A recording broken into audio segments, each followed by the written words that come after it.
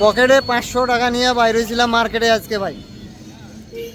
সারাদিনে মার্কেট করছি, মোটরসাইকেল তো নাই, অটোতে বাসে যেভাবে পাচ্ছি সেইভাবে মার্কেটে আজকে ঘুরছি। আমার মানি ব্যাগে এখন টাকা আছে 105 টাকা, তার মানে 395 টাকা আমার মার্কেটে আজকে ঘুরতে ব্যয়। তাও আবার দুপুরবেলা খাবারটা খাওয়াইছে এক দোকানদার ভাই, সম্পর্ক ভালো। দুপুরবেলা দোকানে গেছে, উনি খাইতে যাবে, কই কিশোরগুল ভাই চলেন আজকে খাইতে যাই।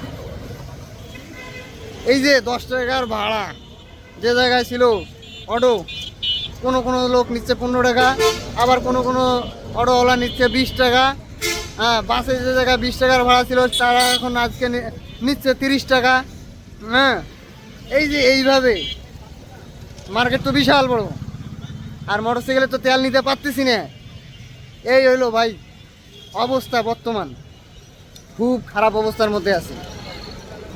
এই তেলের সংকটের কারণে কঠিন একটা বাজে অবস্থার মধ্যে আছি। আর কোম্পানির অবস্থা দেখেন, আমারে একটা বেসিক সাথে একটা নির্ধারিত টিএডিএ দেয়।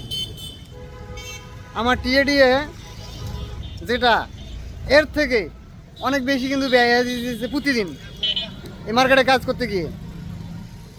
এখন এইভাবে কাজ করতে গিয়ে ভাই যদি ব্যয়ের সংখ্যাটা বাড়ি যায়, আসলে চাকরি বাকরি করা সম্ভব হবে কি না বুঝতেছি না। কোম্পানি তো শুধুমাত্র প্রোডাক্টের রেট বাড়াইতেছে, আমাদের কথা ভাবতেছি কি না আল্লাহ জানে।